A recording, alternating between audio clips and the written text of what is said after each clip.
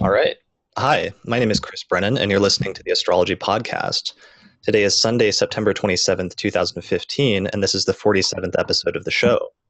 In this episode, I'm going to be talking to Kelly Surtees and Austin Coppock about some of the major astrological alignments coming up over the course of the next month in October of 2015, as well as highlighting some of the most auspicious dates for starting different types of ventures using the principles of electional astrology. For more information about Kelly, see her website at kellysastrology.com. And for more about Austin, visit his website at austincoppock.com. For myself, visit chrisbrennanastrologer.com. Which one of you is messing with your mic? Yeah, sorry, that's me. All right, cut it I thought out. it was going to fall over. Okay. This podcast is made possible by listeners of the show who pledge their support through Patreon. If you enjoy the show and would like to support the production of future episodes, then please consider donating $1 or more through Patreon, and in return you'll get access to some great subscriber benefits, such as access to a private discussion forum, early access to new episodes, the opportunity to take place in one of our live monthly webinars, and more. For more information about subscribing to the show, visit theastrologypodcast.com/subscribe. This episode is being recorded in front of a live audience via our monthly webinar format, and the recording will be available as both audio as well as video after we're done. So let's get started with our main topic by welcoming my two co-hosts. So Austin and Kelly, welcome back to the show. Happy to be here. All right. Well, let's start with just a few announcements before we jump into the monthly forecast and the elections that I found this month. So first off, Austin, I think you've got the most pressing one because you have a couple of classes that you're starting this week, right? Yeah, I have one class which is starting Wednesday evening, and that is my class on the decans. I'm really excited about this class. As a lot of people know, I spent years researching the decans, and I wrote a book about it. And now I'm beginning a 6-week class where I'm going to basically guide everybody through every decan. And so it's sort of like the audible and interactive companion to the book. You certainly don't need to have read the book. So I'm really excited to start teaching this material in a one, not in a one-on-one way, but in an interactive and live way. And then on Saturday, this coming Saturday, October 3rd, I'm going to begin teaching a basics class on dignity and rulership, looking at the entire stack of traditional dignities and looking at how rulership functions in a chart. I know that's a sort of a hang-up or a place that people get stuck in their astrological education. So I'm really excited to be able to do a month-long class on that. I think it's going to be really good. Excellent. And Kelly, your ebook on Saturn and Sagittarius that we talked about in the last episode is now out, right? It is out, and you can grab it via my website, kellysastrology.com. It's under the resources tab where you'll find all my ebooks.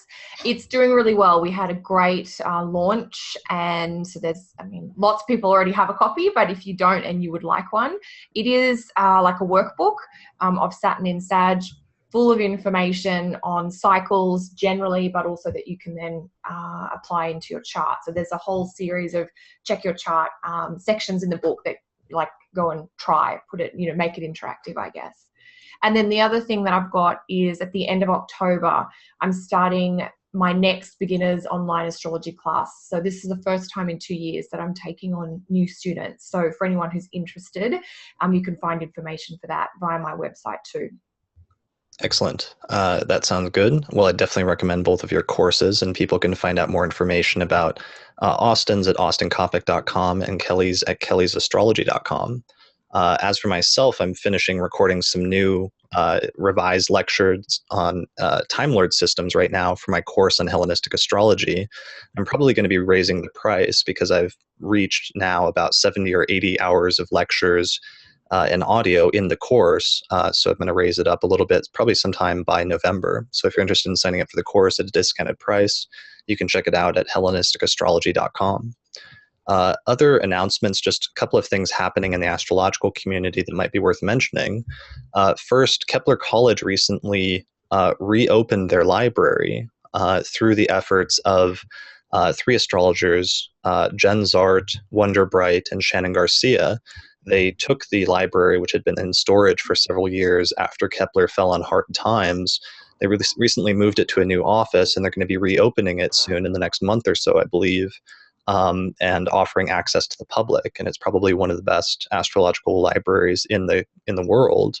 And it's now available in Seattle if you happen to be in the area or happen to be visiting. So I think you'll be able to find out more information about that when it's available at kepler.edu.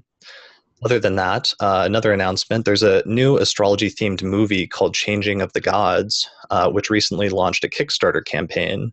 And right now, as of this recording, they're about halfway to their goal of $100,000 in order to fund the movie. It's based on the work of Richard Tarnas, and especially some of his work on outer planet cycles. It's largely going to be focused on the recent square of Uranus-Pluto and some of the things that that's coincided with in terms of changes in society and culture and world events. And they're shooting for a 2017 release. So if you're interested in finding out more information about that, just do a search for Changing of the Gods Kickstarter, and I think you'll find the movie. Other than that, one thing that I did want to put out, mainly for listeners of the podcast that are listening to this episode, once it's released, is I'm starting to think about potentially doing a conference with contributors to the podcast sometime early next summer. So I'd like to just put out sort of some feelers in order to gauge interest, if people would be interested and would be willing to basically like pay to attend a conference in person that would be put on by people. A core group would be me and Austin and Kelly, and maybe a few other people like perhaps Benjamin Dykes and Demetra George, basically doing a conference and doing an intensive program on many different aspects of astrology.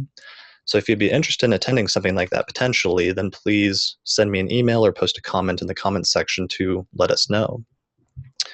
All right, well, that's it for the announcements for this month. So let's get into our topic. Kelly, what are some of the major astrological alignments that you're looking forward to and that kind of characterize October for you?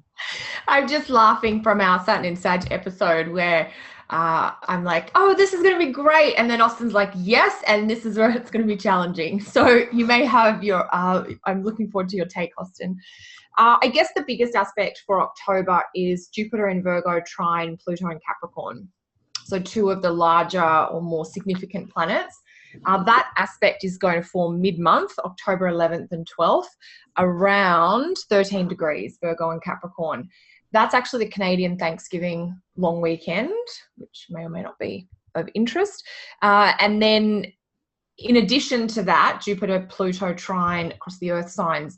Mars will also trine Jupiter, and Mars will also trine Pluto, and Mars will then conjunct Jupiter, and that's around October 17, 18. So we've got some triggers to those longer trends of Pluto in Capricorn and Jupiter in Virgo. So the key word that I came up with to really summarize it all the way down was this idea of productivity. And, getting things done or cutting away things that aren't efficient and aren't functional or aren't supporting progress. So I'm interested to hear what you guys think about, particularly the Jupiter trine Pluto. I'll let Austin take that, but while he's doing it, I'm going to actually share the chart for right now. Oh, excellent. Partially as video, we have that as an option. So, Austin. Well, I suppose I was a little blinded to Jupiter's trine with Pluto because of all of the planets in Virgo during October. Yes. And I also, I have sort of this doctor's habit of looking over charts and trying to find problems. Love it. Being that those are the things I need to solve.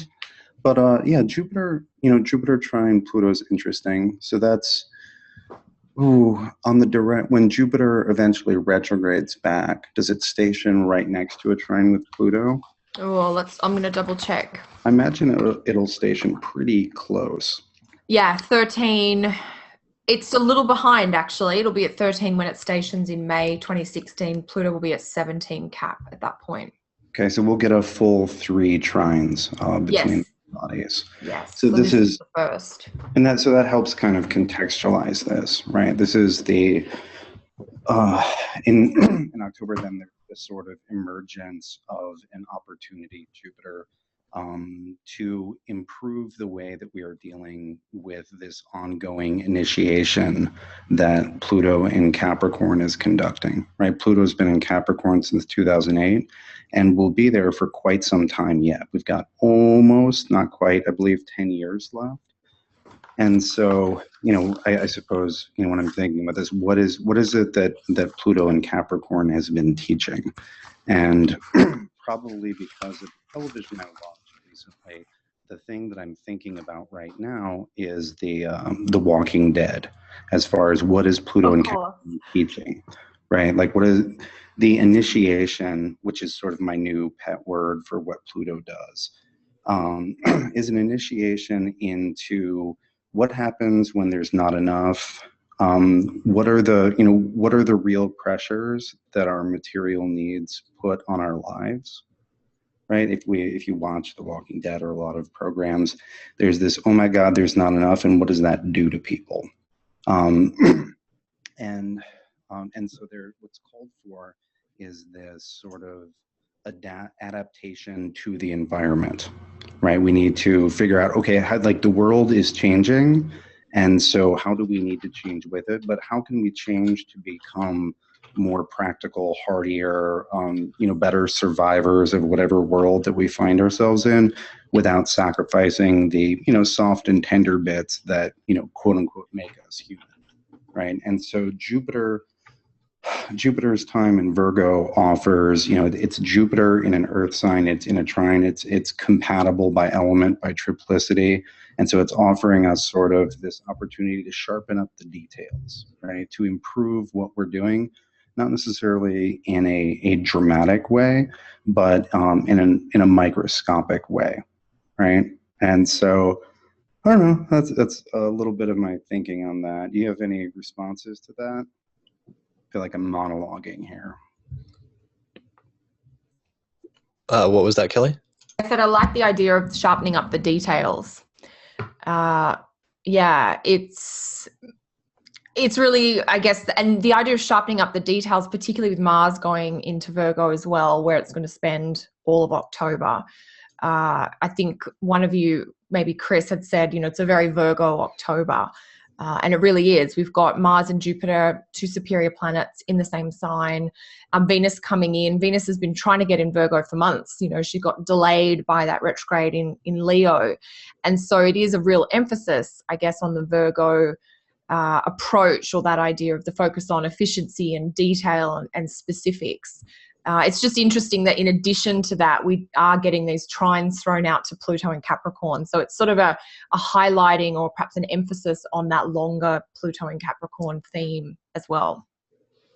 Yeah. And it's interesting that for most of the month, Mars comes in and kind of crashes Jupiter's party in Virgo, where it had kind of been hanging out and doing relatively okay there, aside from, especially as it's moved past the square with Saturn.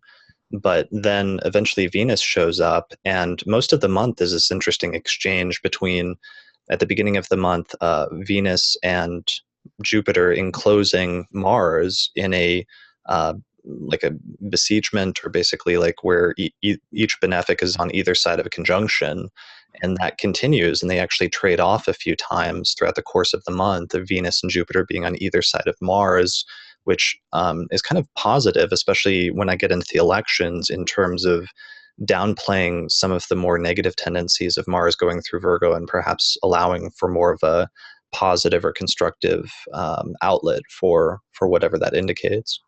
Well, one thing about Mars and Virgo, and I'm thinking dignity here, Mars is the only one of those three planets that's considered to be even reasonably comfortable in Virgo. Yeah. Right? Jupiter is very far from home, and Venus is often considered to be in her fall, whereas Mars at least has a triplicity dignity in Virgo. And if we think about the type of labor that Virgo entails, it's not contrary to the martial, right? If we're talking about like going around and doing a bunch of stuff and getting everything done and polishing all the details, that is a somewhat martial work. It's certainly more martial than it is Venusian or Jupiterian. Right? Jupiter's all about, well, you know, let the little things slide and just focus on the big picture, right? And Venus having to do with ease and comfort and luxury. And so, not to contradict what you're saying, Chris, but perhaps just to add to it, I think you know, the Mars will signify for many people the labor that needs to be done, as well as, you know, the sort of thrust towards that like, yeah, these things need to get done, and there's a little fire in the belly, at least when Mars is not opposing Neptune, which is another thing that all these planets in Virgo. Yes. They'll trine Pluto, which is fine, but they're also going to have to oppose Neptune, and Jupiter's already done that. But we've got Mars around the 6th of October opposing Neptune, and Venus around the 16th. Yeah, and that becomes a huge issue in the elections, because actually most of the elections I end up recommending this month in October are Scorpio rising elections where Mars is the ruler of the ascendant. Although you run into this issue where during the first part of the month, it's applying to Neptune all the way until the 8th. But then eventually by the 8th and afterwards, it's separating. So you get a little bit of alleviation from the tension with that significator. Maybe I should actually get into some of those elections, some of the first elections for October, since we're already talking about Mars and some of those Virgo placements. So, yeah, like I said before, one of the issues that I ran into in looking at elections for this month is that I actually ran into this issue first with Patrick Watson, because he is getting ready to have a baby, and it's supposed to be due sometime in October, and they might have had the option to do cesarean section. And so he almost had to pick the birth chart again for like his second child. And he was running into this issue where it had to be sometime during the day, obviously, like when the doctor was like awake and like at work, and preferably sometime in the morning, because the surgery was usually done in the morning when it was planned ahead of time. So I'll pull up one of the charts right now to show you what I'm looking at for the first election. So this is when we should have our babies? This is, well, if you want to have, one of the problems and the downsides is if you want to have evil babies, like this is the election to go with.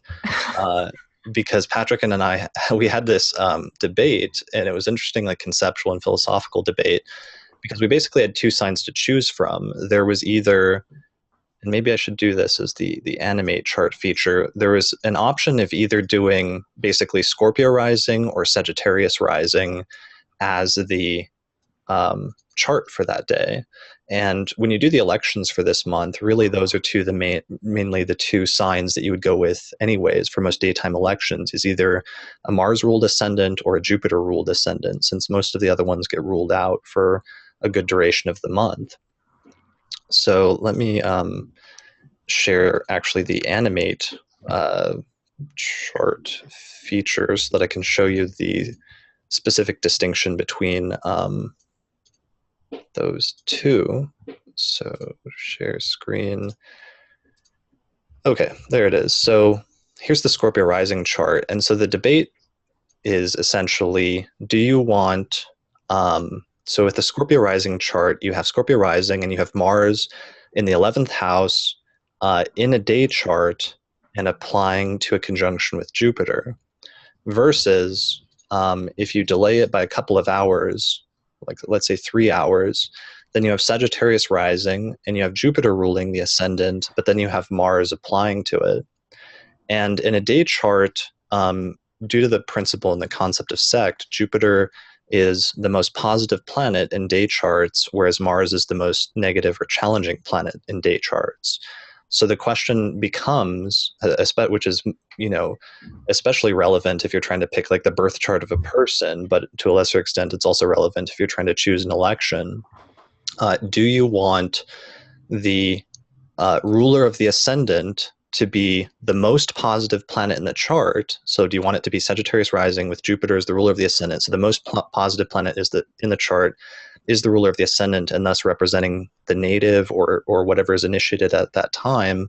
But then it has the most negative planet in the chart applying to a conjunction with it, so that there's some kind of like external force or external person or circumstance or something that's moving towards in the future and will eventually complete a conjunction with the ruler of the ascendant that represents either the person most closely or the election most closely. Or the alternative is, do you want Scorpio rising so that the most negative or difficult planet in the chart is Mars and is the ruler of the ascendant itself, but the ruler of the ascendant is applying to a conjunction with the most positive planet in the chart.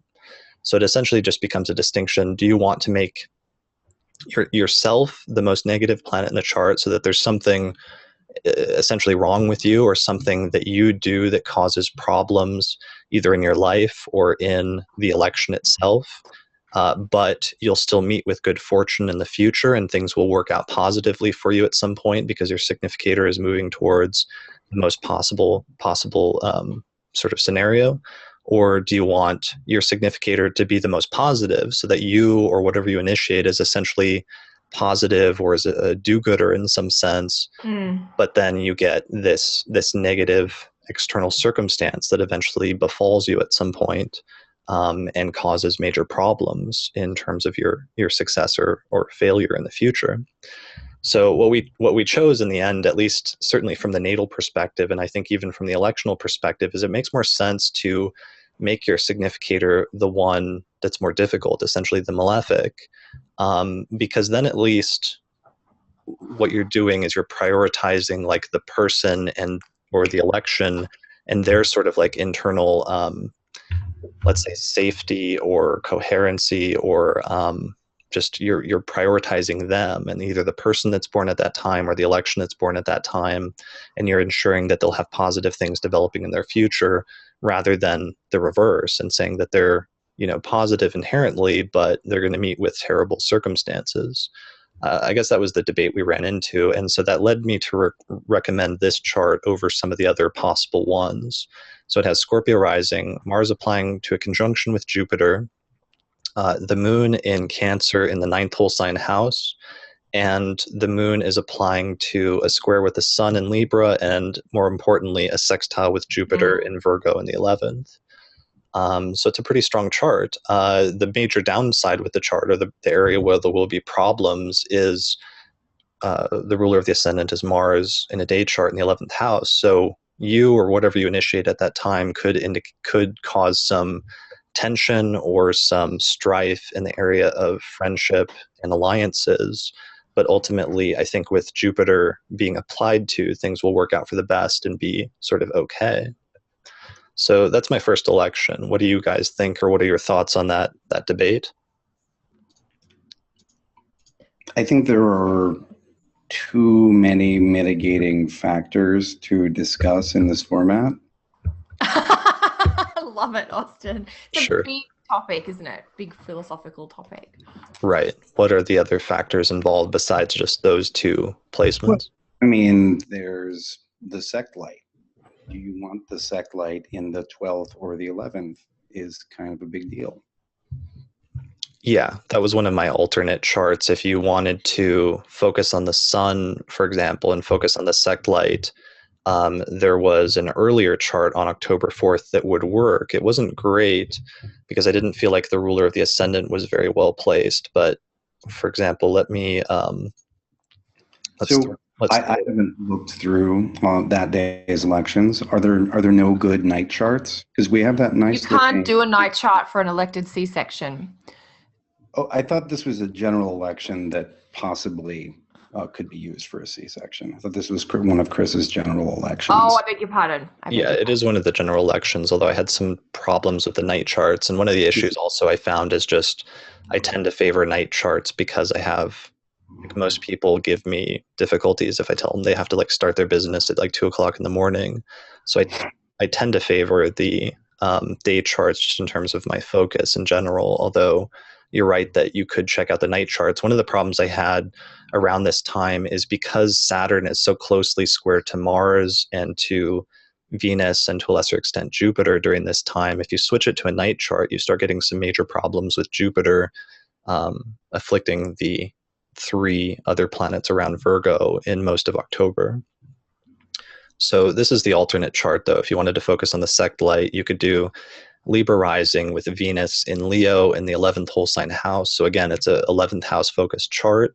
Venus is exchanging signs. It's not a full mutual reception, but it's a kind of loose mutual reception where the Sun and Venus are in each other's domiciles, and the Moon is in Cancer in the 10th, applying to the square with the Sun, but also the sextile with Jupiter, which is now, unfortunately, in the 12th.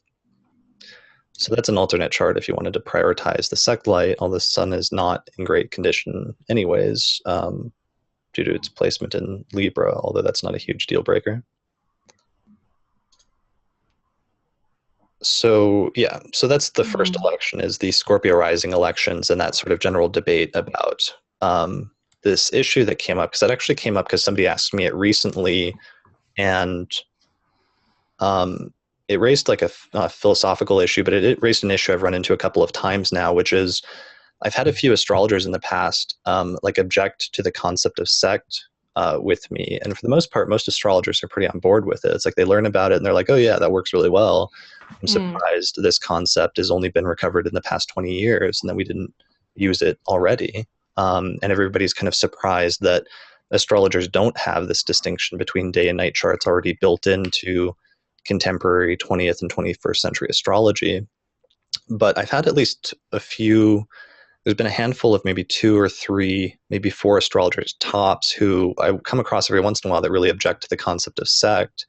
And one of the things that I found funny, because it came up again with this other person recently, is the people that tend to object to it or have a hard time with sect are people where, at least I've found, happen to be people where the malefic that's the most difficult one due to sect is also the ruler of the ascendant. Because in those instances, sometimes when the malefic that's the most difficult one in the chart is also the ruler of the ascendant, sometimes the native themselves in some ways takes on the agency of the malefic. And so they have some way of either directly or indirectly causing some tensions or difficulties or problems in a certain part of their life, usually dictated by whatever house that malefic is placed in. But it raised an interesting question just in terms of the distinction you get into when you're talking about the rulers of the houses and how the ruler of the ascendant shows the native themselves and what they do and bring about in their life, whereas the rulers of the other houses indicate other people and circumstances and events that will occur in the person's life that are not necessarily represented by the native themselves. So, do you guys have any thoughts on that, or how did you... Well, I'll say 2 things. I think one, sect is tremendously useful and helpful and descriptive. Not only is it a form of, I guess you can call it, some people call it a form of accidental dignity, and very useful for understanding what power a planet has in a particular chart. But I would also maybe not characterize all opposition to sect as people who have bad charts. No, and I'm not trying to characterize that. I'm just saying I have noticed 2 or 3 people who have objected to it very not strongly. At least the one person I know that's ever like really gone overboard in objecting to it was because of that implication, partially, but also because he just couldn't see it because it was not within his field of vision. He was expecting some external thing that was a problem in that area of his life, but that wasn't the issue at all. Yeah, I'm not saying that you have to have, that sort of issue in order to object to sect. I'm just saying I've noticed a bit of a pattern, which is an issue if you're trying to evaluate the efficacy of the technique, if the ruler of your ascendant happens to be one of those planets. Yeah, well, I have the out-of-sect malefic, which is Mars in my case for a day chart, very near, some might say, conjunct the Sun, which is the sect light. Mm-hmm. And so I've definitely struggled with not messing things up, shall we say. For me, it's ended up being a lifelong focus on martial arts as a form of self-refinement, which is dealing with the out-of-sect malefic Mars, where the potential problems are. And so I've spent a lot of time thinking about that, or thinking about, being attacked, right? We're using this sort of attack or this negative terminology to characterize the action of the out-of-sect malefic. And so, having that conjoin my sun, I've spent a lot of time considering that and sort of placing myself in the context of that. So I can certainly, I appreciate you are your own worst enemy, or you are considering situations where where there's confrontation, and that might be distracting if the out of signific Mars in a day chart is prominently placed and configured to those factors which represent the native. If that makes any sense. Yeah. I mean, it's just a consideration that has to be brought into account. And it's interesting because it's something I never would have considered in modern astrology, which is a distinction. Like, what would you expect to see in a chart if a person caused themselves problems in their life, or was the reason for their own downfall, let's say in an extreme sense, versus what would you expect if a person was constantly to run into external opposition or fell into hardship as a result of other people in the person's life? Like, what would you expect to see? And that's one of the things, is the distinction between whether it's tied into the ruler of the ascendant or whether it's coming from other rulers of the chart. All right. Well, so let's get back to some of the actual astrological weather. Aside from the Jupiter-Pluto trine, what are some of the other major configurations this month? Well, as Austin pointed out, we do have a big opposition to Neptune. So we've got Mars opposite Neptune early in the month, around October 6, 7, and 8. And that's probably one of the most problematic aspects of the month, which we should probably definitely talk about. And the other thing, given that it's October and we've got the sun in Libra, we're also going to have Mercury, once it gets out of retrograde, going through Libra. And so both those planets will be squaring Pluto and opposing Uranus, and that's going to create a little bit of a hiccup along the way. So the Mars opposite Neptune, and Venus will also oppose Neptune mid-month. So they're probably, in terms of things to watch out for. And I love, Austin, how you said that so often in our client work, we're looking for the problems, because that's where we have to kind of strategize or provide support to the clients. So in terms of, scheduling for the month, the interesting thing about the Mars-Neptune opposition, just in terms of the timing, is that, October 6th and 7th, right around Mercury station direct, and Venus is just crossing into Virgo, so coming out of her shadow from her retrograde. So there is that October sort of 6 to 9, really, we've got the blurriness or the confusion or that idea of foggy facts of Mars, Neptune, people not seeing clearly or not planning well. You're not even, with Neptune, I often think you don't even know what you don't know. And at least if you can be mindful to the fact that there's something you don't know, but it's just going to take a few days to be clear. That idea of not knowing what you don't know is really important. And then we've got Mercury station on top of that. So I think the two kind of create this general confusion or blocked energy around that early part of the month. What do you guys think about that? Definitely. Yeah. And that's like a huge distinction with the second half of the month, where we're finally moving away from that. And I think the Jupiter-Neptune opposition was something we focused on a bit in talking about September, because it was like one of the primary signatures. And I definitely noticed it in some of the elections that I ended up recommending, because some of the Sagittarius or Pisces rising charts, where Jupiter was the ruler of the ascendant, were the only charts that I really could recommend in terms of the ruler of the ascendant being well placed. But most of the month, the major downside to those elections was Jupiter applying to that opposition with Neptune, and issues with things being more nebulous or more murky, or the details getting lost, and other things like that really did seem to come up in some of those elections, not in a way that caused a major, sort of meant that you shouldn't have done it, or meant that it was like a major disaster, but it was definitely very prominent as like a theme. And it'll be interesting to see with Mars and Venus moving in there, how that becomes more prominent in different ways, versus the second half of October, where that suddenly becomes much less of an issue. Very different. Yeah, sorry, you go, Austin. Oh, I was just going to say, on a broader level, October sees 2 retrograde cycles finish up, right? We finally move out of the shadow of the Venus retrograde cycle. Venus has been direct for a while, but she's still in those degrees which she retrograded through. And it's those degrees which represent the complicated issues which have arisen over the summer.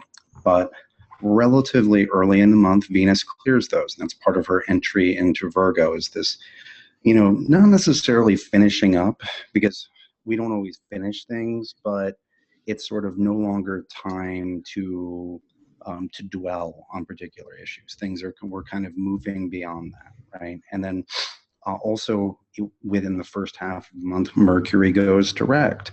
And in addition to these shorter term factors, the retrogrades of Venus and Mercury, we also have, we're sort of being introduced into a new set of affairs, which we discussed last month, which is, hey, Saturn's in Sagittarius for, until 2018. And this Jupiter and Virgo thing is new. And so, whereas the summer was very much, sort of dealing with the themes and topics which have been a big deal over the last couple years, and September has been this sort of changing of the guard, the eclipses, Saturn moves, et cetera, et cetera. October is very much an entry point into a state of affairs that we're going to be dealing with for a while. And with all the planets in Virgo, there's a lot to do, right? There's a lot to do to be ready for this, to be ready for this new set of things, this new configuration.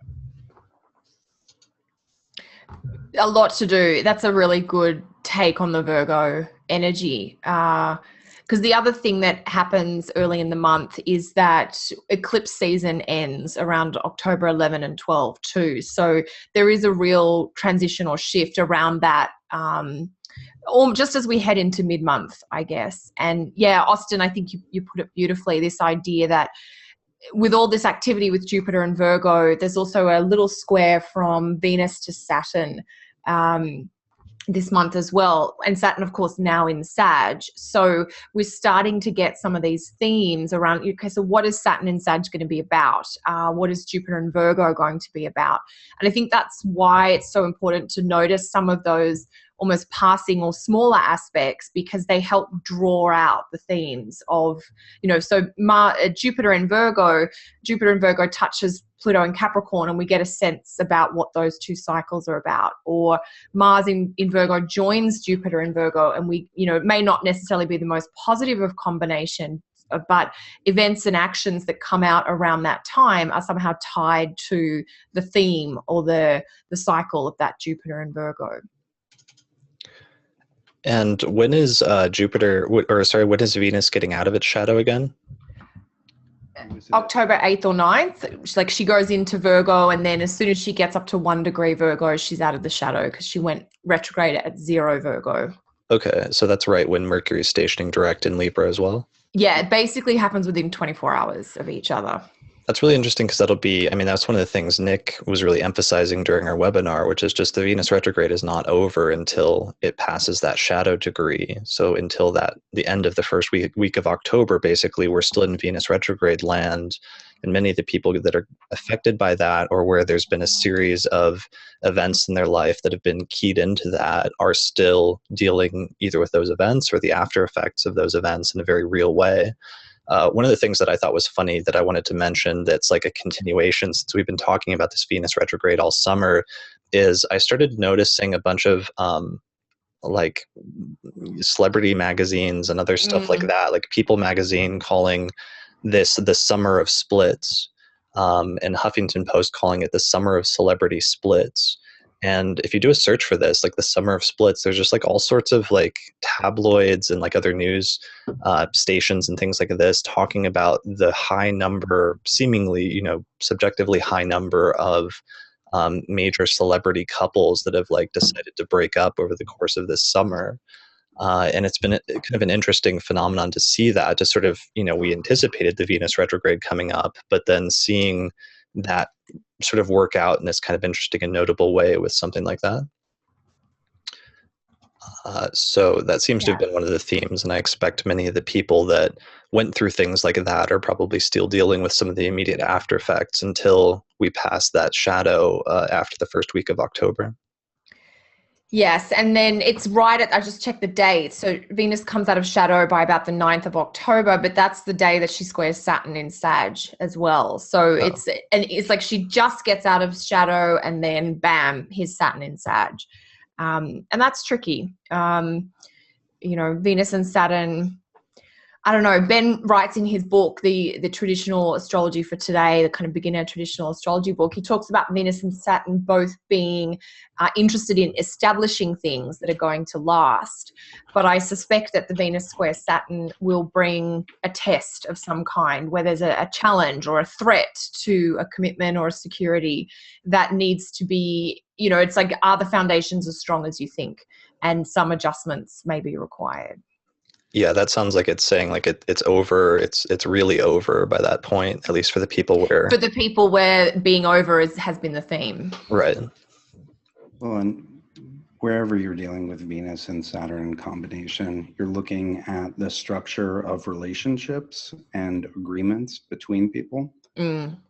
And it's also important to note that this is the third. The third.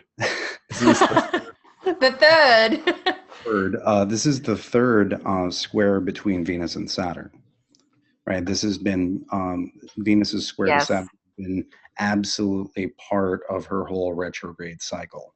Mm-hmm.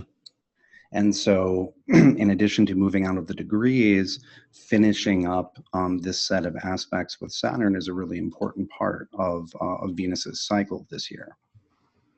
Definitely. Yeah, and I guess the difference on this square is that it's happening from Virgo to Sag, whereas the last two squares were Leo to Scorpio. Mm. Which is very interesting because it sort of ties, the Venus retrograde cycle largely took place in Leo and configured itself to Saturn and Scorpio, which is this sort of chapter of collective and individual life that we're kind of moving out of. Right. And now we're moving into Saturn and Sag. This new chapter is dawning with its own difficulties and challenges and advantages. Right. And so Venus ends up sort of having to come to terms with that. Right. Like, so if we're with Venus Saturn, we're talking about the structure of an agreement. We're talking about sort of the nature of the contract, either between entities or people. Right. The contract is based on the needs of the time. Right. What is necessary. And so, and Venus is about being happy with things or being able to establish harmony with them.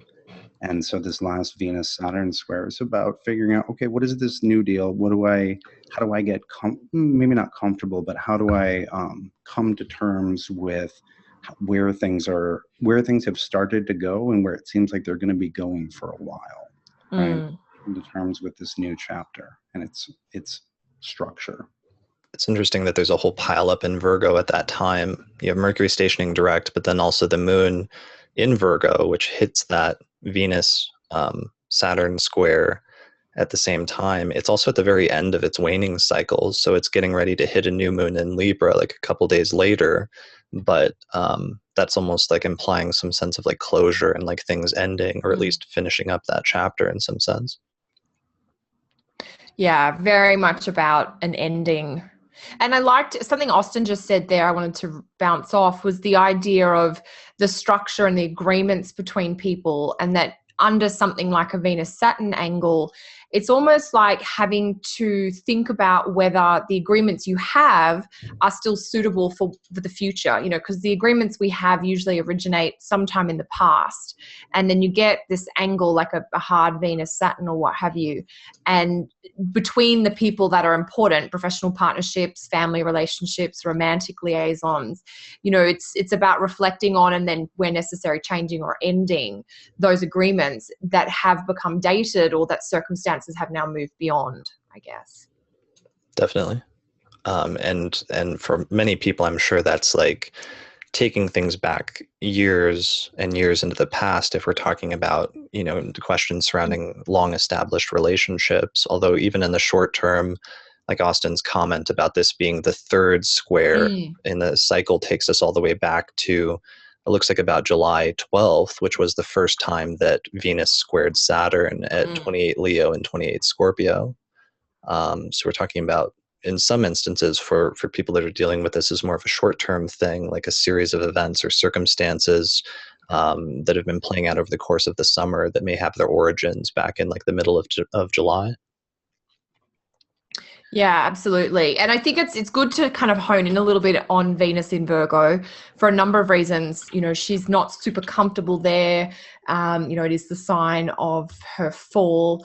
But in October, we have two lunations. We have the Libra new moon, and we also have the Taurus full moon. So Venus in Virgo, this is a slight, just bringing something extra in, is that idea that Venus is the ruler of both the new moon and the full moon that we're going to have in October, and she will be ruling those new and full moons from her place in Virgo.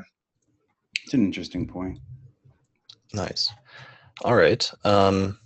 Let's see. So we covered the Jupiter trine Pluto, the Mars conjunct Jupiter, and the pile up in Virgo. Are there any other? I didn't know if Austin, if you wanted to speak a little about the Mars opposite Neptune at all, because we sort of mentioned it but didn't. Sure. I'll just say a couple things. One of the things that I see where you have a strong Mars-Neptune configuration is that it sometimes takes the edge off the Mars. If you're experiencing Mars as a malefic, and one of the very common ways people experience Mars as a malefic by transit is that a particular area of their life gets really busy and stressful, and they feel like they don't have enough energy, right? The Mars often sets a punishing pace. A lot of times a configuration to Neptune will actually be experienced as a relief from that tension, because Neptune, Neptune and Mars is like trying to drive a tank into the ocean, right? That like right. Neptune will tend to allow Mars's action. Temporarily, it'll neutralize it. And so it can be a certain number of people will experience it as a period of relief. And then in terms of if you're more identifying with the Mars, or you're the martial figure, and you want to go get things done, right? For imagining Mars in Virgo, or like the Knight of Gears or something, you're running around and trying to fix things and trying to accomplish things on your to-do list. There may be a period of confusion while Mars is opposite Neptune, where it's not clear what the priorities are. And some people may work really hard to accomplish something that didn't end up being important. Neptune has this power to delude people. So, and I would say those are kind of the two ways it'll go for people. One, relief, and then two, sort of not knowing what direction to turn one's efforts. That makes a lot of sense. I mean, in terms of that, what's the solution to like Mars Neptune, let's say, problems, or like if you run into a Mars Neptune problem, how do you deal with it if you've driven your tank into the ocean, so to speak? Start bailing water out or swim. Wait for the tide to go back out. Yeah. So instead of what's that saying? It's like there's like another saying like that about like trying to grip sand or something like that, like a fistful of sand, and like the harder you squeeze, the more it slips between your fingers. Is that the type of analogy you're using? I think that will be the experience for some people. When you're gripping sand, you really haven't got your hands around the problem. You're digging for it. When I've seen difficulties which are signified by Mars Neptune come up for people, usually what happens is that there's a period of confusion and maybe seeking false answers, or answers that don't end up being answers. The real challenge is to correctly identify what the problem is. And then once that veil has been torn aside, then it's just a normal problem. But that's that's the difficulty, is actually identifying it and not wasting one's efforts or emotional energies in getting, in trying to just move forward quickly and solve the problem when you don't know what the answer is. Right? It's like if you're having computer problems, a lot of times you don't know what the problem is. You can't just attack the problem because you don't know what it is. So I would say if you run into difficulties during that period, spend some time identifying what the problem is first. Okay. Yeah. So it's almost like taking a step back or hitting pause so that you can get a better sense of the picture, kind of thing. That makes sense. Yeah. Well, then that brings me to some of the other Mars elections, basically, which are the ones where I'd really start recommending that you can use the Mars elections, or that that you can use it if you've got time to pick and you can wait and get past the first week of October. Is there are some of those Scorpio rising elections where Mars is finally separating from Neptune, so that while you still have some of the tensions associated with that opposition, at least you start getting them as things that are moving into the past rather than developing and coming up as obstacles in the future. So the first one of those is right here on October 8th, and it has Scorpio rising, Mars in Virgo in the 11th whole sign house again, applying more closely within about 4 degrees to a conjunction with Jupiter. So it's getting really tight. Mercury is in the 12th along with the Sun, but they're stationing direct at this point. The Sun's 12th house placement, which Austin had objected to earlier, is mitigated through the close sextile to the midheaven, which is part of why I chose this time, was around 9 a.m. in order to put that midheaven exactly sextile, or as close to sextile as you can get to the degree of the Sun, in order to help bail the sect light out a little bit from that declining or that cadent position. And yeah, you can see that Mars is now about a degree off of separating from Neptune. So it's still pretty tight, but again, for just about any election, applying aspects are going to be a bit more potent and more prominent, and potentially, when they're difficult, more problematic when they're applying, and slightly less problematic and less challenging, especially as things develop in the future, as when they're separating, as in this chart. So that's one I'd recommend. And then another one I would recommend is October 14th. So by this point, it's the same chart, but now Mars is within about a degree of conjoining Jupiter, and it's enclosed on the other side by Venus, which is now at 5 degrees of Virgo. It's out of its shadow. It's fully moving direct, and it's about to start picking up pace and moving swiftly again. And basically Mars, as the ruler of the ascendant, is getting sandwiched between the two benefics. The moon is in Scorpio, which most people otherwise wouldn't recommend, although I do have it applying to a close sextile with Mars with reception, so that if you're going to get a positive Scorpio moon, or a Scorpio moon that's going to work out somewhat constructively, then this is probably going to be a chart closer to matching that compared to anything else where you might run into more problems in terms of a Scorpio moon type placement. So this is one of the later Scorpio rising elections I would recommend. I think there might be a few more that you could do, but this is probably the best one of that month, is either the one that takes place on the October 8th or the one that takes place on October 14th. Quick question, Chris, on this October 14 election. Sure. Obviously it's very Mars. What kinds of things would this election chart be good for? Sure. So when you're dealing with like Mars elections, and especially Scorpio elections, like in the year that I lived with Robert Zoller, one of the funny like Zollerisms that he told me once is he said that Mars rules both Aries and Scorpio, but Mars in Aries is like a machine gun, he said, but he said Mars in Scorpio is like a sniper rifle. Yeah, great. So I think that, especially when you combine that with Mars being in Virgo, that idea of, focusing in on specific things with a sort of intent and fixity and determination, like things that you really have to go all the way, and that you have to put everything into, but that you have to do it in a really like determined and sort of methodical sense. In the broadest scheme of things, I think that's what this type of election would be appropriate for. And if, when described in that way, could be applied to a number of different areas or a number of different ventures or things like that successfully.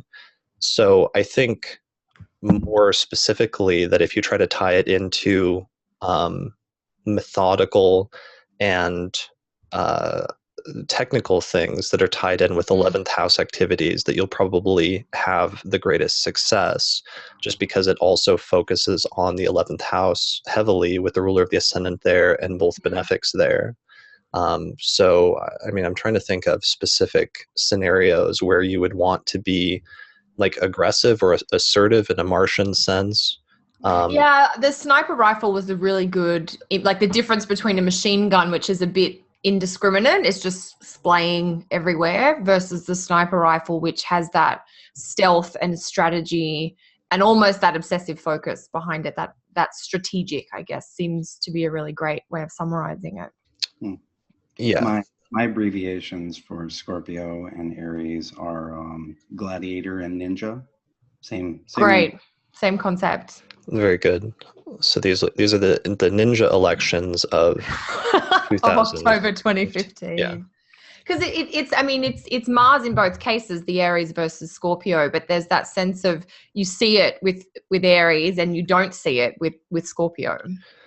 Yeah, and it's like there's times when, let's say, I don't know if force is the right word, but there's times when like aggressive or assertive action is called for, or when strategic action is called for, strategic action that may be aggressive on the part of the person who's initiating it, and other things like that. And sometimes I run into issues with recommending these elections because the most like ideal circumstances surrounding that sound kind of negative, like, you know, like a sniper or something, or like Austin's recommendation of like a ninja, which is essentially like an assassin. Like this would be a great election for an assassin or something like that. I'm not saying anyone should use it in that way, but there may be more positive or like constructive things. It's like when astrology deals with and encompasses everything, then one of the issues you run into sometimes is like when you get elections like this is like, you know, that would be a really good election for certain things that you shouldn't do.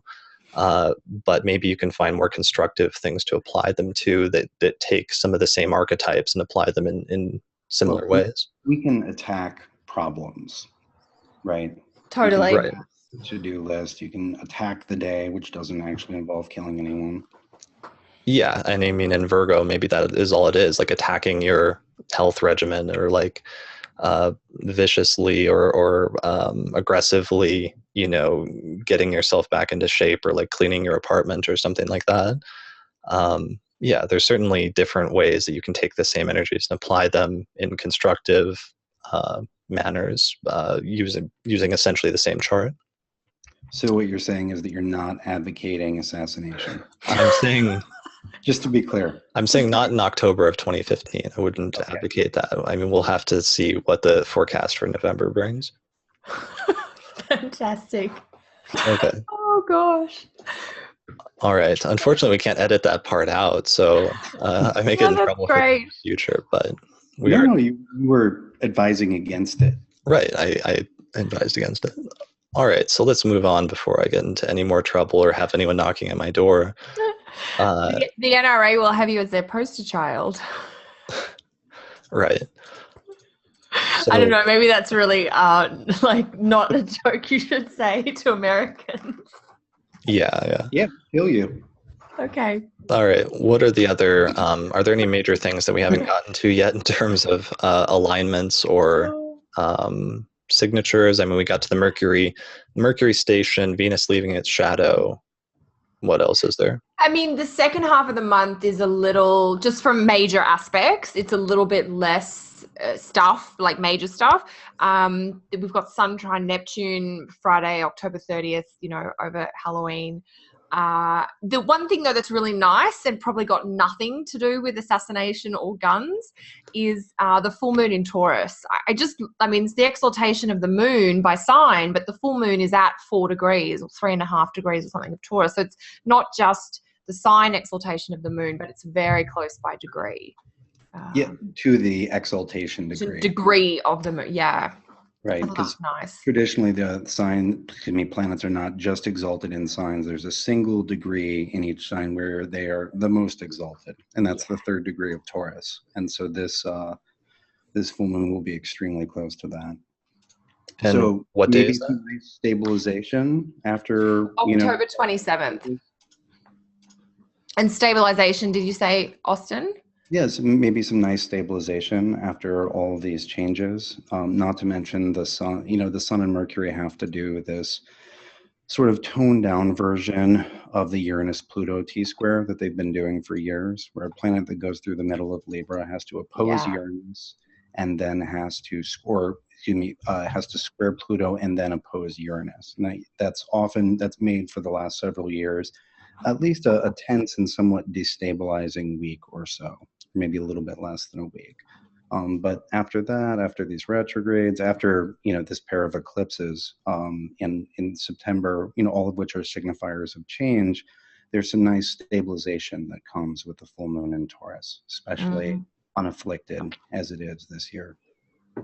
And it's the first one where you've got a lunation in one of those two signs that doesn't have Saturn there for the first time in like 3 years. Yay. Yeah, and the moon then, as it kind of completes the full moon, is then moving to kind of trine Pluto, trine Jupiter, trine Venus. So the stabilization is definitely the word of that eclipse.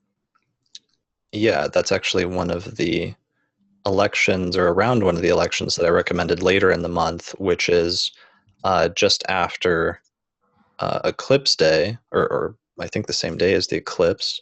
Or not the eclipse, I'm sorry, the full moon. So later in the month, there start being some alternate, instead of using Scorpio rising all the time, you can try an Aquarius rising election, since now Saturn is in Sagittarius, it's in the 11th whole sign house. So you can do Aquarius rising, Saturn in the 11th, in 11th house, conjunct the degree of the midheaven in a day chart, so that Saturn is more constructive or more positive and its negative tendencies are ratcheted down. The moon is exalted in Taurus in the 4th house, and it's applying to a trine with Jupiter in the 8th in Virgo. Yeah, I mean, the only thing that made me hesitant about recommending this election is that normally having Mars in the 10th sign relative to Saturn as the ruler of the ascendant would be problematic, because that's a condition known as overcoming or domination or decimation. When you have another planet, especially a malefic, in the 10th sign from another planet, it's like a tough square, even if it's just sign-based. But in this instance, at least, it's balanced and offset significantly by the fact that you have both benefics in that sign as well. So that you have Venus and Jupiter overcoming and dominating Saturn in Sagittarius at the same time through that wide sign-based square. So I think that's enough where I would recommend this as a decent all-purpose election, because both the ruler of the ascendant and the moon are relatively well placed. So I thought I would bring that up just in terms of talking about the full moon in Taurus, since that's definitely highlighted in this chart with the sun in the 10th in Scorpio and the moon in Taurus in the 4th. Yeah, it's a juicy full moon. It's great that you've got an election there as well. Sure. There was a question from one of our listeners. I don't know if you guys want to take this. Barbara had asked, can all these concepts, so the electional concepts, be applied to a natal chart with these same kind of configurations? Yeah, I think so. I mean, because I personally have always strived for, I think one of the things that happened by like late 20th century astrology is there's a fragmentation of all of the different branches of astrology, so that they were all treated as if they were like different entities that had different rules and required different specializations and things like that, when the way that I see it, at least, is for the most part, all of Western astrology is largely using the same technical apparatus, to the extent that you're using the fourfold framework of the planets, the signs, the houses, and the aspects. And you should be able to see the carryover between those in the 4 different branches of astrology, which are mundane, natal, electional, and horary. Because essentially, I mean, even though there are some differences and some technical differences and different techniques that you can use, there's a lot of overlap between the fundamental techniques and the fundamental technical apparatus. So, yeah, I do think you can use a lot of these, or apply them in natal charts in addition to elections. Yeah, well, I would say that the principles are different, or excuse me, the principles are different. The principles are exactly the same, and a lot of the things that you look for, like, is this overcoming that? Is this in, applying or departing to that? You look at all of the same things, but it will play out a little bit differently in those different astrological contexts. Mm. Like a single horary question, you're looking at, your people are often looking at whether this will or will not happen or come to pass. And so it's different to look at things in the context of a single situation versus a lifetime where everything that's in a chart will play out if you live for 90 years, right? Whereas if you're looking at something, that's just one situation, you may only see the biggest, strongest configurations. But you're applying the same technical procedures just in different types of situations. That makes sense. Definitely, and with different scope or different timeline involved, as you said. Like a horary will have like a month-long timeline, whereas like a natal chart will have a 90-year timeline, whereas a mundane chart, like let's say the chart for the United States, has been around for 200 or 300 years. 200 years, actually.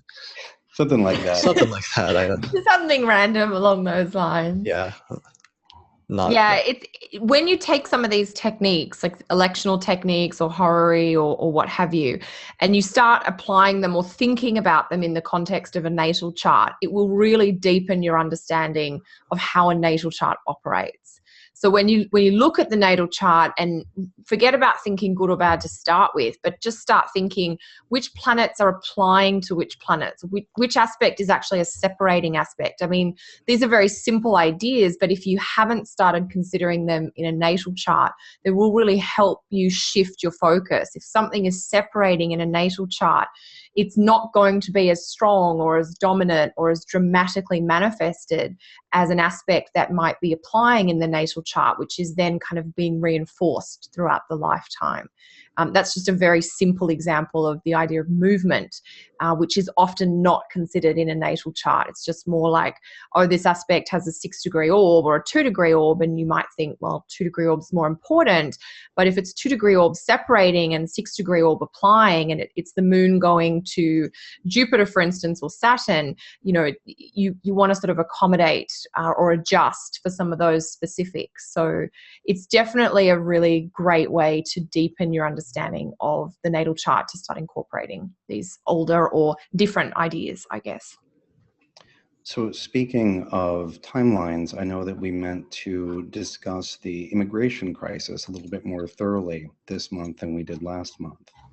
Yeah, I mean, it's like we can, because that was something that I think we touched upon briefly towards the very end. And I know a lot of our listeners of the Saturn and Sag episode were a little like surprised or disappointed that we didn't go into that more, or sort of emphasize that point more as like an obvious thing that's developing right now, and that's been developing for a little while now, that seems to be like something that will really coincide with and be a crucial issue, sort of especially in Europe, but even globally to some extent, as Saturn is going through Sagittarius in the next couple of years.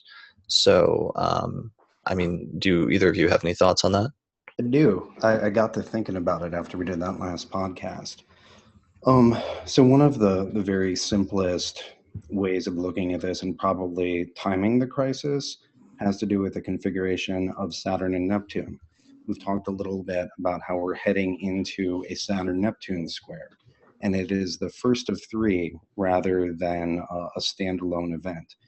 And whereas Saturn is legality and borders, Neptune refers to that which cannot be solidified, or that, those waves which overcome walls or sneak through cracks, right? And so it's very classically a Saturn-Neptune thing, where you have, people are actually using, people often use oceanic metaphors for immigration, waves of immigration, right?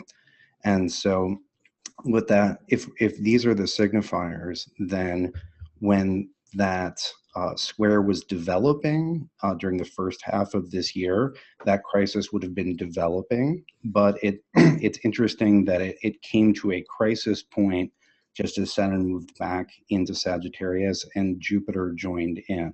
which suggests a crisis of generosity, which is very much how it was framed in a lot of the press around the European situation.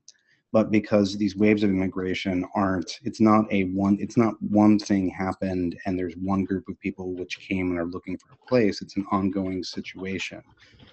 And it's about the relationship between the rules. Who do we let in and under what circumstances, and what do we provide for them, et cetera, that all these countries are having to ask themselves. This is a Saturn framework question. And so the suggestion is that it will take, the next year to get everything, a lot of the next year to get everything sorted. And we can probably time peaks in the action of this crisis and end its resolution by looking at the Saturn-Neptune configuration. I believe we also had an immigration crisis, the Cuban one in 1980. Is that correct? Yeah, also Saturn-Neptune. It was. You're 100% right, Austin. I was just double checking. Saturn was in Virgo, about the middle of degrees, squaring Neptune in Sag, and that was a 3-hit transit that had started in late 79 and continued until late 1980.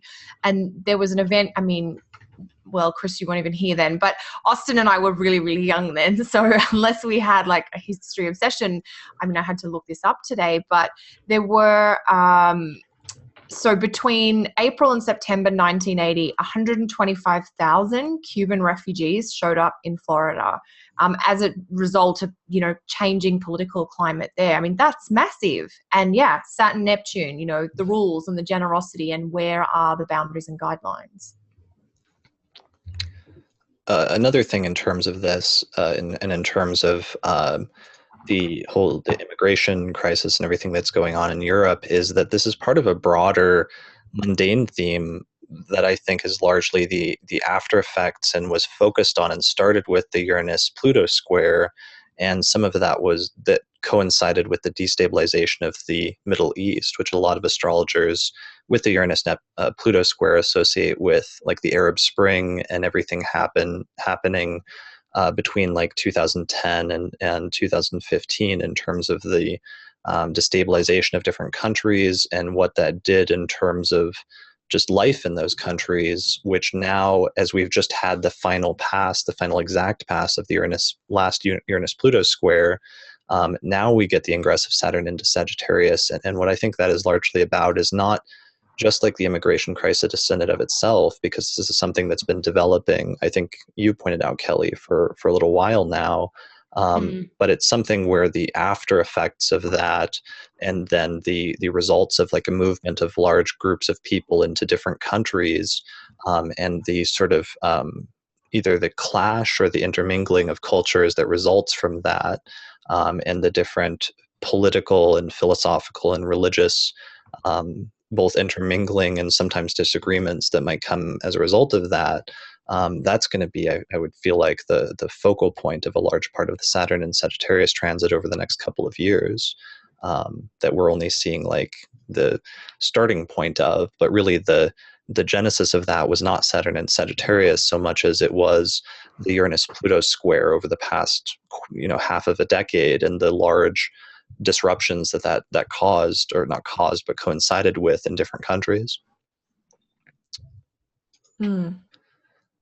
Yeah, so there are different players in the same story. Yeah, it's interesting how we had the last of those squares, though, and it's going to be moving apart at this point. But there's kind of a question of to what extent, I guess, that Uranus-Pluto square is still going to be active or still relevant, because they're still pretty close to each other, and because we're still feeling some of the after effects of what took place during that time. Well, go ahead, Kelly. Oh, I was just going to say the idea of the Uranus-Pluto square, yes, separating for sure. Jupiter will go into Libra late 2016, first half of 2017, post the Saturn-Neptune square. And it's not as though, the Uranus-Pluto square comes back, but we will have a third planet there interacting between Uranus and Pluto. Okay. Yeah, and that can definitely tie them back together, even if they're not, closely touching each other themselves. That's it's kind of like the medieval concept of a transfer of light, where you have a third planet acting as an intermediary and tying together two planets that are no longer connected. Yeah, just reconnecting, or the last dregs of that. Where were you going to go, Austin? Sorry. Oh, I was just going to say, you began talking about the difference between applying and separating aspects, right? And I think that we can apply that concept, right? So, when things are in orb but separating, that means that it's a thing that you're dealing with, but you're dealing with the results of that thing. My way of teaching applying and separating is usually the punch in the face metaphor, where Great. the applying aspect is, I'm going to punch you in the face in 5 minutes, and there's a lot of building tension and whatever, and then you get punched in the face, and then we can look at 5 minutes after that, right? And so you're dealing with whatever damage has been done to your face, but at the same time you're not anticipating it, like it's happened. You're dealing with it. If you need to, I don't know, put a steak on your eye or whatever thing that people do on television, right? I've been punching. I've never put a steak on my face. Cool. But, a bag of frozen peas. Right. So, we've had tons of Uranus Pluto stuff, right? We had a collection of revolutions that we call the Arab Spring. We had a revolution in the Ukraine. We had a regime change in Thailand. We had all this stuff. This has all happened, and now we're living in that world, right? And figuring out what to do with the displaced people is part of living in that world, right? Fretting about what will become of these regions where things are uncertain, or like the United States, is part of that world, right? And so it's in orb in the sense that we are definitely dealing with it. It is being focused on, but it is the result of the events which have already occurred. The punches in the face have already happened. I like that. Austin, and I love you're still applying your out of sect Mars. Like every analogy is to do with war or fighting. Driving tanks. Driving tanks into the ocean. Yeah. Declaring war on Poseidon. I love it. No, it's true. And then after you get punched in the face, you got to talk about it a little bit, right? You're calling that guy names. He's walked away, he's punched you in the face and he's left, and you're cursing him. And that's what happens in a separating aspect. Right. But the interaction is still happening. It's just the tail end of the lingering of it. Yeah. I love it. Love it. So colorful. All right. Well, I think that's a good way to address and just at least in terms of that topic that yes, some people were asking us to readdress. Oh yeah, of course, the immigration. Got it. Sure. Okay. Well, so we've covered most of the major configurations and alignments for October. Maybe we should open it up to whether there's any questions from people that are attending here in our live session. This is our first live session, so this has been kind of an interesting experiment. But let us know if there's anything that are questions that you have that are either relevant to things that we've already talked about, or maybe if you have any other general astrology questions that are not, interpret this in my natal chart type questions, but sort of broader questions. Oh, I love it. I'm still thinking about putting a steak on Austin's eye. I'm sure a listener can Photoshop that for us. Oh my gosh. Crazy. All right. If anyone gets punched in the face, I have much better recommendations than the steak. Heliochrysum essential oil is actually really good for bruising. Yeah, awesome. Arnica, heliochrysum. Okay, good one. Heliochrysum. I always pronounce it wrong. Oh, I could be saying it wrong, or I just blame it on my accent these days. It's a stinky Mediterranean herb with healing properties. Fantastic. We need a lot of. Well, maybe stinky and healing is I don't know. Oh my goodness. I just thought people might need a minute to get their questions together, but maybe nobody has any. So Joe Gleason asks, she says, do you have any specific examples of Venus and Jupiter being on either side of Mars and how that could negate Mars's signification? I have. Very good question. Yeah, it's this is one of the classical conditions of what's known as bonification, or actually, I guess that's the only term for it, bonification, where you have She says, or any situation like that, really, with benefics mitigating in that way. Yeah, let me pull some up. Let me give this to you guys if you have any examples, because I actually have specific examples in a lecture I've done on the topic, but let me see if I can find Okay, them. well, you look for it, Chris. Okay. So this is basically the reversal of a more commonly discussed condition, which is besiegement, where a planet is hemmed in by malefics. And so the metaphor is like a castle that's surrounded. But in this case, we're looking at being besieged by benefics, where it's sort of like the evildoer is surrounded by hippies, and Can't do evil. yeah, and there's no evil to be done. I know I've referred to this with people. It's sort of like a menage. We were trying to come up with. We called it the benefic sandwich last time. Yeah, we've been a couple different versions of them. But yeah, it's encirclement by hippies. I'm going to stick with that for now. Encirclement by hippies. Cool. And I mean, it works in there's other situations where it's basically a distinction between, that in older forms of astrology, you can have situations where either the malefics have the upper hand on other planets in the chart, and what happens when the more difficult planets in a person's chart are in charge, versus the opposite scenario, which also happens, like in this instance, which is what happens when the benefics or the most positive planets in your chart have the upper hand. And one of the things that it's like one of the core things that the benefics want to do is they want to say yes to things, and they want to confirm things, and they want to stabilize things. Whereas one of the general tendencies of the malefics sometimes in their extreme forms is to want to say no to things, or want to negate things, or want to corrupt things in certain parts of the chart. And if the benefics have the upper hand over a malefic, then they're going to sort of force him to be better and to be more affirming and be more positive and stable than it would like to be otherwise, sort of, which has this tendency to sort of counteract or contradict the inherent tendency of the malefic to want to be more destructive or more destabilizing, as well as its just general tendency to want to say no to things. So when you apply that malefic tendency to want to say no to different parts of the chart and actually think about what that means in concrete scenarios, that means, like, if you have a question like, will I have children? And you look at the fifth house and you have, let's say, a malefic there, the malefic could be saying no, like you will not be able to have children for some reason, whether that's because, let's say, biologically a person can't, which was actually a consultation that I had very recently with somebody that, like, biologically they had malefics in the fifth house and they just could not have children despite how hard they tried.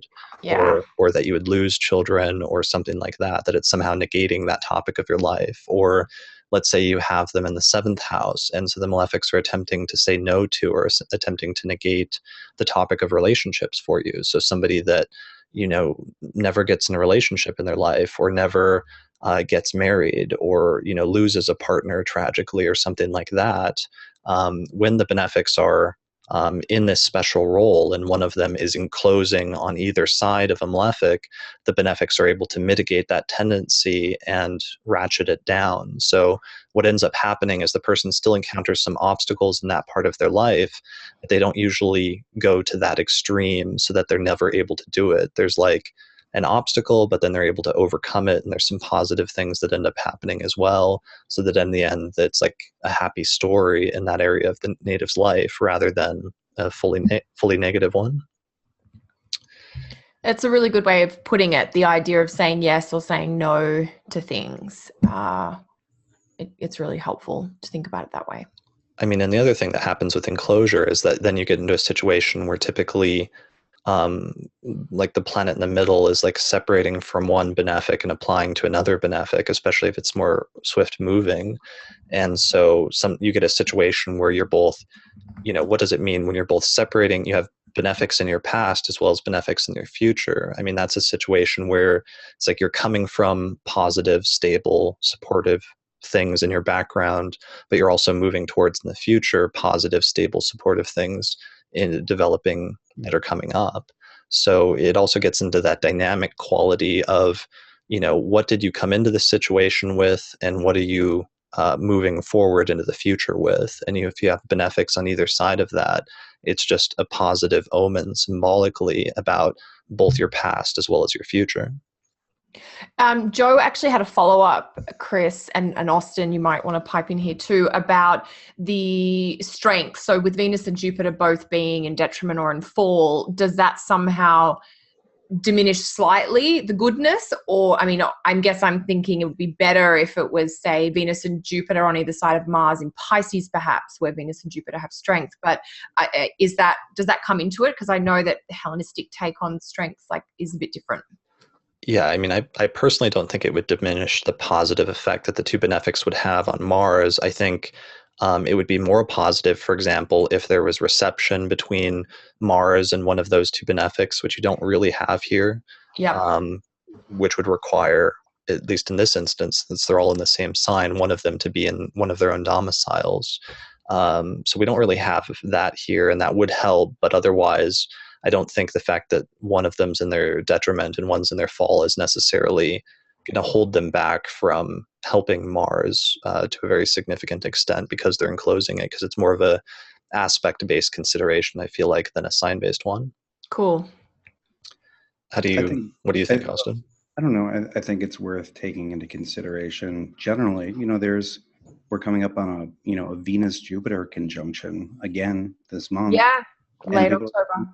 Oh my God, two benefics conjoined.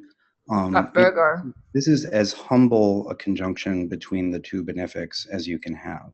Mm. There's a sign where they are both as disabled as Virgo.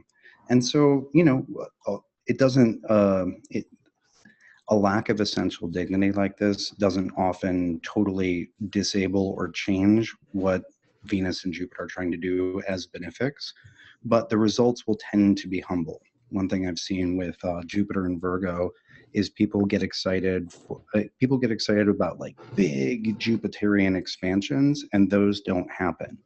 There are humble gains to be made. There are gains in efficiency. There are gains in, just recognizing, and appreciating what you have accomplished, and doing little sort of microscopic corrections.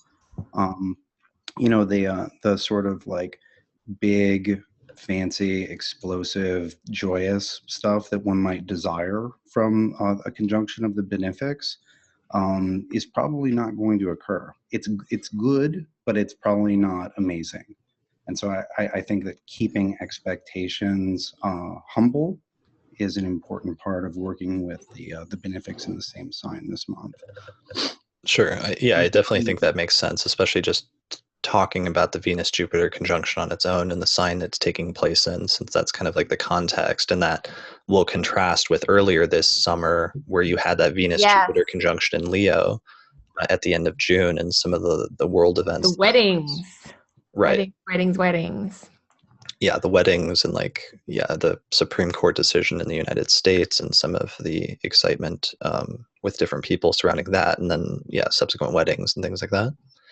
So, and one thing to note, just this configuration, we're talking about this Venus, Jupiter, and then Mars thing. This is something everybody can see every morning before the sun rises for almost the entire day. Yes, good point. This is something you can just, if you want to think about it, wake up early or stay up late and just look at it. Yeah, get physical with the planets.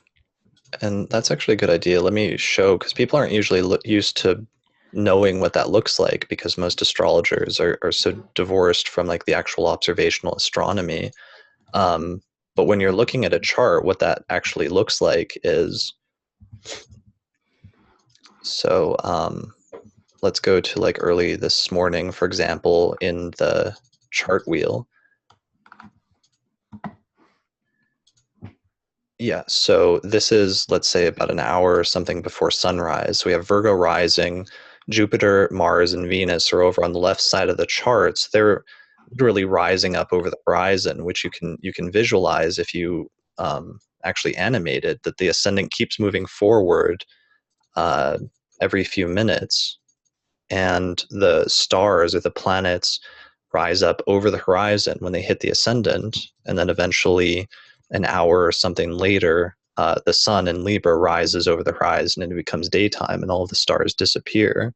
But that's a really good point, because especially Venus and Jupiter are so bright, and to a lesser extent Mars as a kind of like a reddish star, we're going to be seeing those rising up over the horizon just before dawn or just before daybreak for the next month, basically. Definitely worth getting up early for. Yeah. Or staying up. Staying up. Austin, you're staying up Austin's late case. for sure. All right. Let's see. Another question. Barbara Farrar says, when you're looking for a good election, do you give more weight to the ruler of the ascendant and where it's placed, or sect, where the sun and moon are? I know you said you try to find more daytime charts because that's more practical, but some of them have moon above the horizon, and also what part of this cycle the moon is in. Does that have any effect on the election? So in my approach to electional astrology, and the approach that's based on my understanding, especially of the early Hellenistic tradition and some of the early medieval tradition and how they did elections, is that in almost every electional chart, if you look at those handbooks, the two primary things that they focused on, no matter what type of election it was, is they would focus on the ruler of the ascendant and they would focus on the moon, and just making sure that those two significators were well placed in the chart above anything else. So that's always been a really core thing for any election that I do, is focusing on those two significators. And you'll find that that's actually surprisingly difficult and surprisingly complicated to do, Yeah. especially on a regular basis, because oftentimes you just have a really tough time finding dates or months in which you can get both of those planets in a good position by sign, by house, and by aspect. Those are the three considerations that you want to make them well placed by, and that can be tough, but that's the first order of things for me personally, as far as I'm concerned. I think, Austin, you sometimes put a little bit more emphasis on other things, though, right? I think I place greater weight on essential dignity than you do. Okay. I consider sect. I don't make sect as fundamental to my elections. I mean, the moon and the ruler of the ascendant are obviously important. I'm also like, I just won't do things if I don't like the chart. I don't like trying to monkey around with things. Occasionally you have to, but there's not a great chart. A lot of times I take that as a suggestion to be patient, and that maybe this isn't the best time to conduct whatever business. Sure. So, and when you say you focus on things like sect, you mean you'll focus on like the sect light, like the sun in a day chart, for example? I think I focus less on sect than you do. Oh, right. Essential dignity. Yeah, I place greater emphasis on essential dignity. Right. And so in elections like the ones I was doing, for example, last month, you might have more of an issue with using Jupiter as the ruler of the ascendant because it was placed in Virgo. Yeah. Yeah. I'm skeptical of the good that it can provide. Okay. So so those are sort of different approaches, but still, I guess you would end up focusing on the ruler of the ascendant and the moon as an emphasis. I think those are great places to start. Okay. Yeah. It's interesting because I think we probably all have that same focus, but the idea of what's a good ruler of the first house or ruler of the ascendant, depending on whether you're emphasizing sect or essential dignity, you might come up with a slightly different take on things. Right. I mean, and you had you had a personal experience with that recently, Austin, because you had to pick the chart for your wedding coming up, basically, right? Yeah, I did. Yeah, we all sat around and realized that nothing is ever perfect. Yeah. It's hard. I remember when we did the chart for our wedding a couple of years ago, it's when you really start doing it for yourself around obviously a momentous occasion like a wedding or the birth of a baby, like you were talking about with Patrick, then you realize, wow, I can only get a couple of really good things. So what is the most important, basically? Right. And how do you prioritize what to focus on versus what you can let go? Yeah. You find yourself letting go of a hell of a lot of things. Right. Is that kind of how you went with yours, Austin, getting your wedding chart? Well, when you're doing elections, there are always practical considerations, especially when it's something that involves as many people as a marriage ceremony, or not public, but a gathering and ceremony. Sure.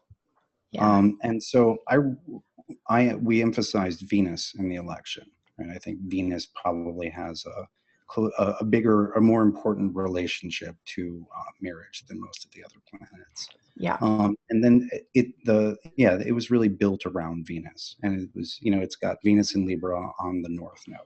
So it's not just, it's Venus on steroids, or whatever the graceful, whatever kind of steroids you take that make you more graceful and loving. Yeah. And it's in Libra on the North Node too, right? Yeah. Yeah. It's funny, actually, this is a really good point, because with wedding elections that I've done, not just for myself, but for other people, the emphasis on Venus, I do agree with. I think it's almost like a primary. It would become equally important to the ascendant and the moon when you're looking at a wedding chart. So, it's the primary significator of that type of activity. Yeah. Sure. All right. And Joe Gleason comments that she started learning electional astrology recently when she was trying to pick a closing date on buying a new house, and how brutal it was, just trying to narrow that down. It is horrible. I just recently bought and sold a house in a very sort of weird set of circumstances quite quickly over the northern summer. And I had to give up. I think I spoke to you a little bit about it, Chris. I had to give up looking at the astrology because it was just brutal. I just had to, it's hard, especially when something like buying or selling a house, there's a huge amount of money on the line. Yeah. Definitely. I like Austin's take where, that idea of sometimes if the chart keeps saying no, maybe there's it's a sign, but then the flip side of that is sometimes when the momentum is carrying you towards something, that in itself is also a sign separate to the specifics of the astrological significators. Right. And that brings in a whole separate issue, which is just the natal chart, your natal chart and the chart of the other people involved. And sometimes that, indicating really positive things, even if you're not finding great electional charts, or even sometimes a not great electional chart being tied in so well to your birth chart or the people involved that's almost becomes sufficient in and of itself, so that the person's own, positive fate surrounding that situation sort of overwhelms the lack of an amazing electional chart just as a standalone thing. Yeah, that's a really good point, that the individual's kind of karma or energy or symbols is, the electional chart is a way of kind of tweaking or enhancing, I guess, what is already underlying in the natal chart. Right. All right. Well, we've been doing this show for about hour 30. So that's our usual hour 37 minutes. So that's our usual time. I think we covered everything in terms of the alignments that we wanted to mention. Is there anything else you guys wanted to bring up or mention before we sign off? No? Kelly? No, I don't know. good. Can you hear us, Austin? I don't know if you're still... Yeah, I can hear you fine. Can you hear me? Okay, yeah. Yeah. No, great fun as always, guys. Thank you. Yeah, definitely. Awesome. Well, that was great. All right. Well, this is a good first, I think, experiment with using this format to record the October forecast episode. So I'll be posting this on the podcast website. And if you're listening to the audio, then you already know that this is a audio episode on its own. But if you'd like to see the video of the post, then I'll include that, a link to that, to the YouTube video, which I'll upload shortly in the post on the astrologypodcast.com. So just look for that if you'd like to see the webcams or see the charts that we were sharing during the course of this show. If you like the episode, then be sure to rate it on iTunes, which always helps us out because it helps people to find us, basically, if it has more positive ratings. And yeah, I think that's it for our October episode. So I'll be doing 4 more episodes in October. So look forward to that. Look forward to Sam Reynolds, who's coming back to address criticisms of astrology from religious communities. Fantastic. Yeah, it was actually a really good episode last time on scientific criticisms of astrology, and we were going to do religious criticisms in the second half of the show, but we just got talking about the scientific criticisms and stuck with that for an episode. So he'll be back early in the month, and we'll have some other episodes lined up as well. So thanks everybody for listening, and we'll see you next time.